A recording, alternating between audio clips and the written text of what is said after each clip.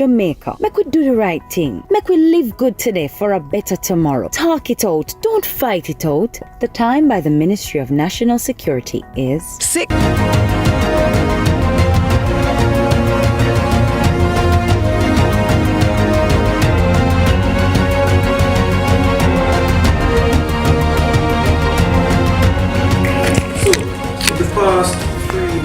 Since July, actually, we have had 3 reported deaths by suicide involving teenagers. Now, the latest one happened yesterday, which has left a family in mourning after a 16-year-old was found dead at home Sunday morning. Now, the teenager who lived with his stepfather and mother in Stettin, Trelawney, is suspected to have committed suicide. Now, here's details in this report. The 16-year-old Homewood Technical High student was found Sunday morning dead in the kitchen. And even as the family mourn, the question uppermost in their minds is why did this happen? According to his stepfather, he spoke with the teenager about 1 o'clock Sunday morning.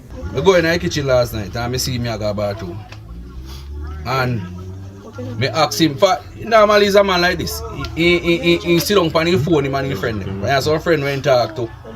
And me say me and I so stressed. He no tell nobody nothing, come in and he no say nothing to me.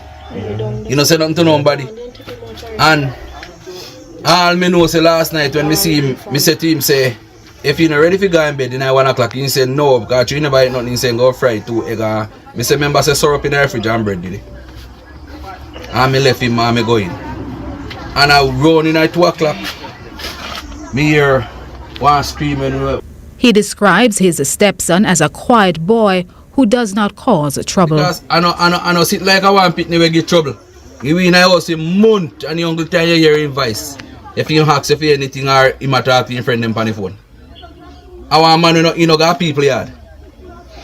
I know one boy will sit down and say alright, you would have see him just like how you had a brother with a friend. You would have see him with a friend and say, DJ friend come check him or anything. He just depend on your phone with your friend them. But me don't know why problem with him up at school. Sources say the boy was being bullied at school, and his parents and family believe it is this issue that would cause the teen to take this drastic action. Yes, me buy one shoes for him since week, and him go buy shoes and come back. When he buy shoes and come back, he never buy no belt. So he end up that he no go on school. He got school in the morning and black belt and in pants. I been the old pants, so they say teacher say pants too tight, so he come back and the new one, he get the new one ready and he go buy a belt. Friday when he go to school, he say head at him, he no feel like going to school. When me never see him back out of school yet. And still yet he happy. He no say nothing to me like him and nobody, he no problem. So I know me I hear now say, him and some boy they must be in a bus there and the boy them chewing and talk up to them, then they style him up, so me no know. The family is now left to deal with the harsh realities. Right now, I have to go carry my mother to the hospital because right now, my mother and his sister have to go. When my sister they are foreign, one day I may pay me on the fish dip and area come down now. The grandmother, you can't tell the grandmother in a German town because she sick with her heart and something. So, I will have a problem. Already I know if he run go over Spalding and know with the mother now. Because she sick with her heart too. So, a problem, big problem. This is the 3rd reported suicide by a teen this year. On September 11, a student of Hopewell High suspected to have died by suicide in Lilliput, St. James. Before that, in July, a teen of Knox College in Clarendon also died by suicide. Police data indicate that the number of deaths by suicide is on the rise in the island. Marjorie Gordon, CVM News. So joining us to talk about this, we will be having on Zoom the president of the Jamaica Association of Social Workers, Jacqueline Bryan, and in studio, Sonia Winter, associate psychologist and CEO of Tea House Therapy. We take our first break here on Lead Story. Stay with us. We'll be right back.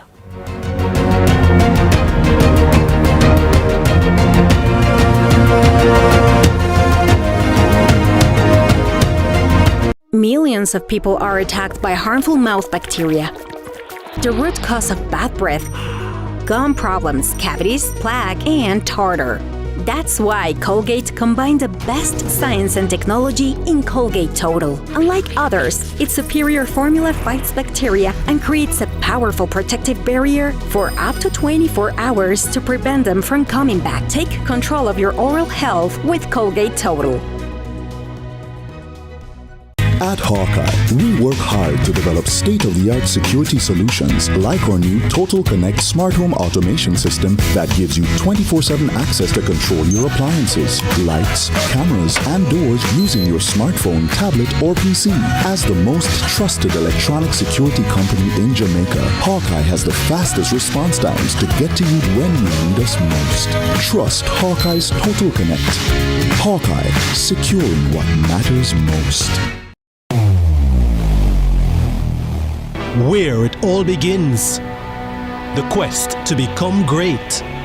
Inspired by those who went before them, these 4 boys dream of playing in the ISSA schoolboy football competitions. Will you score this for Casey? Will you score? It's a shot, it's a goal! And it's a shot, and it's a goal! And Casey has won the Manning Cup, and they will play Clarendon College in the Olivia Shield.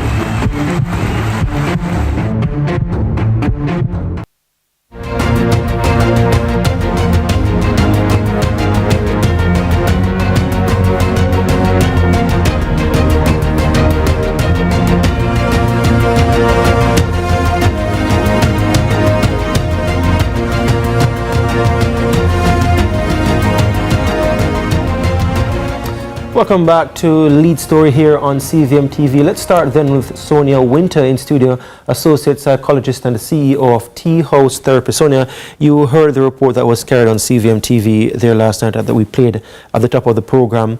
A 16-year-old killing himself. This is the third reported such death by suicide since July. Is this alarming in any way, or is this normal, firstly? It's quite alarming. It's unnatural, that young people should take this kind of decision in the face of stressors or problems and so on, It forces us as a society, it shakes the family, it shakes the community, it shakes all of us. And I think it forces us to confront what are our young people really dealing with. It forces us to confront and ask tough questions so that we can relate and understand what are the circumstances that they're facing, and in order for us to come up with answers to support them. Yeah. Let's go then to on Zoom to Jacqueline Bryan. Miss Bryan, so Hopewell High School was one student 2 weeks ago, attended Hopewell High School. The student yesterday attended Homewood Technical High School. Before that, in July, the student attended Knox College. A 2022 study by UNICEF found that 60% of people treated at hospitals for attempted suicide are under the age of 24, and the report notes that young people are at a risk, and in Jamaica actually the situation is dire. What are you seeing in schools where this is concerned? I was sharing at church yesterday that I do intake as a guidance counselor, and one of the questions that we ask, there are a couple of questions that we ask, and 2 of them stick out to me. Who do you relate to at home? What's the relationship like? Who is it at home that you can speak to confidently and know that you are supported? And the other question is, do you go to church? And it's important for us to understand that having that relationship both with persons at home and with God makes a difference. And I'm seeing when I have those questions asked, Miss Mukuntel asked me about church. Church? And then they hesitate when you ask them a question about who do you relate to at home, who is it that person that you go to and speak about any kind of issue or any kind of situation that you find yourself in. We're not connecting with each other. There's not that safe space that you can go for our adolescents, that you can go and be safe and comfortable and know that somebody is, one, going to listen to you, and not only listen, but hear you, and as well, not cast judgment on you. And we become very callous and hard, and we have towards each other. When you hear the peers speaking to each other, it's not very positive words, very negative words towards each other and to themselves. What are some of the things that you're hearing that they're saying that you're saying is negative? Mahogany, miss me now come out to nothing. Even today, I had an experience where a young lady said, well, me just, it don't make no sense. What me I live for? It makes no sense. And then you have to start going into how can our adolescents, our children get to this point where life at that age doesn't make any sense that you want to live. Let me get a comment from Sonia. So from Sonia Winter on that. When you hear a child making comments like that, a teenager in high school, for example, Miss Winter, what is that saying to adults around those children? Okay, it's saying that this child is in crisis, and what's important is to understand what are the factors contributing to that child being there. Okay, some of the reality and understanding those realities, okay, is very important. Some of the realities that young people have to deal with include bullying, as you saw there, and cyberbullying in particular. And speaking about bullying, the same report from UNICEF noted that in 2015, a 2015 study found that 1 in every 3 children, pretty much 30% of students, said that they feared going to school because of bullying. That's roughly 1 in 3 students going to school. So every 1 in 3 students essentially is being bullied. Just how much of a problem is that? Let me bring you back in here, Jacqueline Bryan, bullying in schools. We have become a society that smell fear, and instead of helping somebody that is weaker than ourselves, we jump on intimidating them. We jump on wanting to show that I am bigger in every step of the way. So because I am bigger, I am able to exude power. And that power trip is why we have so many of our young people bullying each other. Because I want to be powerful, but I also want to seem powerful to my peers as well. So bullying is a form of and sometimes too, it's also a form of being insecure. You don't have that self-confidence, you don't have that self-worth, you don't have that self-value, an appreciation of self. We spend so many times pushing our children to achieve academically, and we don't spend the time to say, I love you, I see you, I hear you, and we don't take the time to spend time with our children and be with them. Put the phone down. I see so many parents who are around their children and they're holding the cell phone. And they give the child a cell phone, and there's no connection again. And I want to bring no conversation happening. Miss Winter to comment on that. Do you find that that's an issue, students perhaps being bullied or people being bullied at school and they don't have the kind of support that they need at home? Is this something that comes up in your practice? Absolutely. That's another factor that can lead to individuals dying by suicide, that they don't have a consistent support network at home. And by consistent, I mean it's often changing or it's weak. And for a number of reasons, you know, parents and families, they too are dealing with mental health issues. I mean, you spoke about the statistics as they relate to young people. Yeah. It's 1 in 4 people adults that have depression.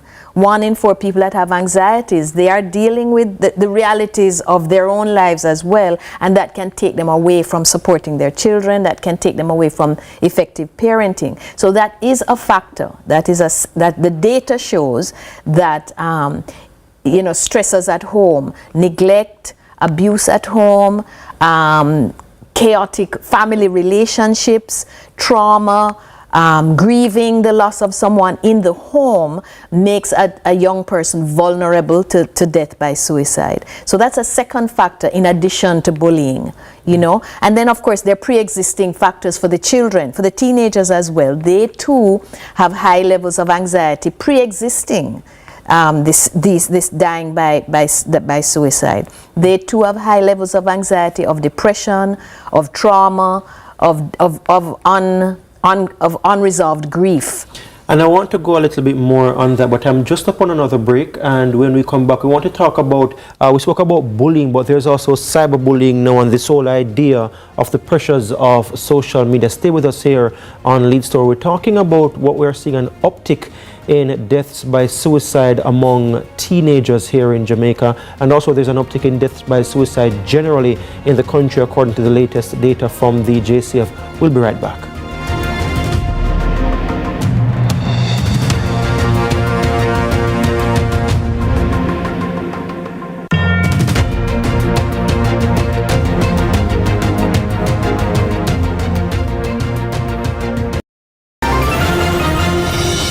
Welcome to JDIC set.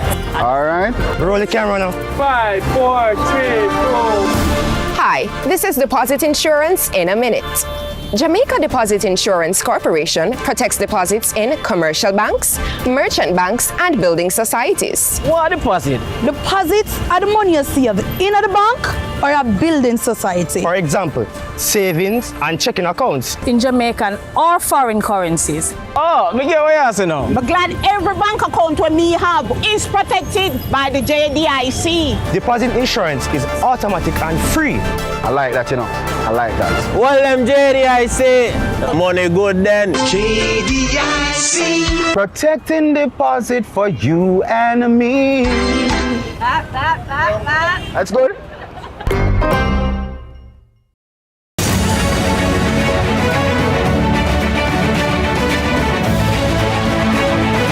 Join us next week when we conclude our discussion with Dr. Chambers on his success in the Tourism Enhancement Fund's Special Tourism Innovation Incubator Program and how he has been able to turn his innovative idea into a successful business.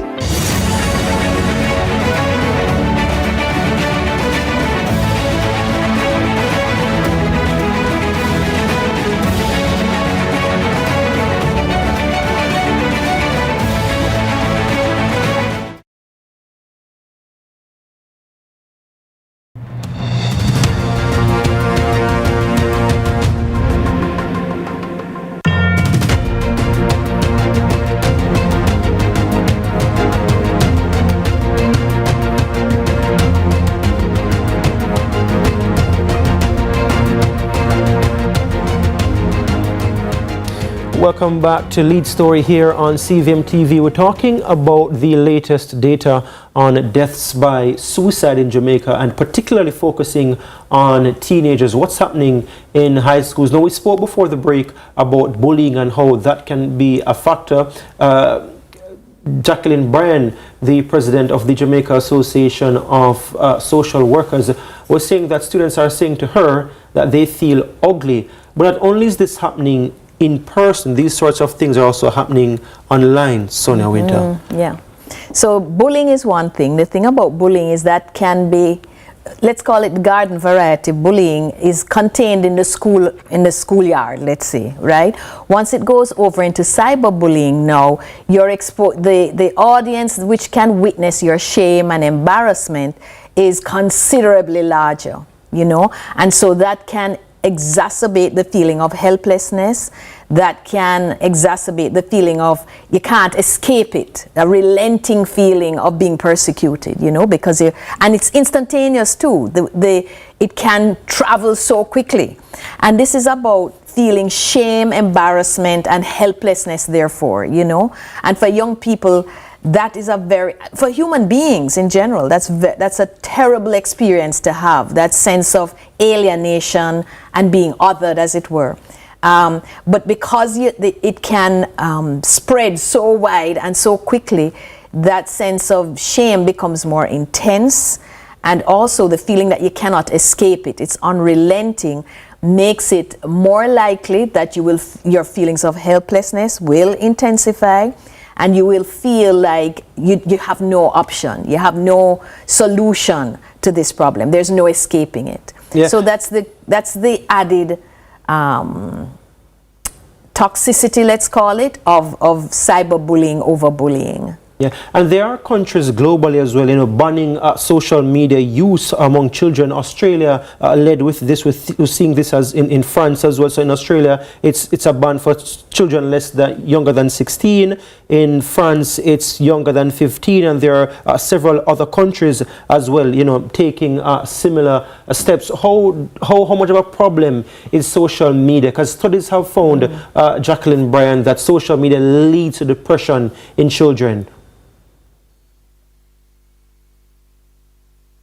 If you're speaking, you're on mute. Jacqueline Bryan, if you're speaking, you're on mute. We're not hearing you. Okay, we are going to just try and short that out with Jacqueline Bryan. Sorry, I didn't realize I was muted. Sorry. Yes. As was said by my colleague, in that it is instantaneous. There is a lot more persons, because you hear the viral and the views and so on that is happening. And it gives the person who's doing the bullying an anonymity. So they can set up accounts that can not be traced, and they make it private, and you are not able as an adult to check these private, and if you're not able to be accepted to join the group, and it's you have a group of friends that are on a private online platform or a private name, and they get bullied in that space and treated very badly, and then it's viral in their community, their online space, and you're defenseless. Mm-hmm. You're fearful, you're not sure how to respond, and you don't necessarily want to speak to your parents because maybe your parents had restriction on you joining online, and you went ahead and did this. So there's an added level happening in terms of online. And I say to persons all the time, when US cough, Jamaica catches a cold, and you're linking a lot with what is happening in the United States or elsewhere, because I find anime and these games are encouraging you. There's so many things that we have received information of about encouraging you to do certain acts and behave in a particular way online, and these pranks and these things that encourage young people to take their lives and to try and to attempt choke themselves. And I do want to follow up with you on that and some of the attempts by young people, because we were speaking before we came on air, and you were sharing something with me, a worrying trend that you've observed, and I do want to come to that. But before we go to that though, Sonia Winter, we're speaking about the online existence and platforms that we have these days. This is an area that we wouldn't have access to 15, 20 years ago, for example. So the children being disciplined nowadays there's a different element to it. We just saw, I think last week, I saw a video of a lady who appeared to be a grandparent or a parent to a child, slapping the young lady in her face, and that, went viral online because she came home late. That's sort of an added element now to the kind of embarrassment that students face, not just in person, but also online. How much of an issue is that, you find? It's a significant issue, because as I said, it spreads, it makes their shame visible to a community that is almost infinite, number one, It also, the thing about it is that the whole existence of social media quite often is about peer validation. I'm on social media in order to get some validation, and we call it likes, etc., etc., and that creates an added pressure. If instead of it providing validation for you, your image, etc., it is instead providing shame, that is an added component to what we're dealing with. The thing about social media also is that it exposes young people to suicide. You know, it exposes young people to harmful information that makes them more vulnerable to that kind of problem solving for the stresses that they're facing as well. So that's a very real thing. I hear you chiming in and saying, yes, it does. Jacqueline Bryan, is that something that you've observed as well in schools? Yes, it does. Yes, it's something that I've observed, not only in my school, but in other schools as well. Because we speak together as persons in the helping profession. We share what is happening, and when something like this happens, we have units that the ministry will ask us to step in and go into these schools where this suicide has happened to provide support. And when you speak to the young people and so on, so the likes and the opportunity to be encouraged. So this is an avenue of which to solve a problem and an issue that you're having, and not to talk, and it's not, you're not encouraged to go and speak to anyone. You're encouraged to end it. You're encouraged to just change your life and end your life. That's the encouragement that is out there to do this. We have just about a minute to go, Jacqueline Bryan, and I want to get a comment from you. That you were saying to me before we came on air that the numbers being reported in Jamaica, especially among young people, may actually be higher. Why do you say that in about 30 seconds? Because in having conversation with our young people, you will find that they say they want to end their life, they want to just don't live anymore. But then what I've heard of cases past where somebody just walks in front of a car. Walk in front of the car and you're like, that child is crazy. But instead of taking a pill or instead of cutting themselves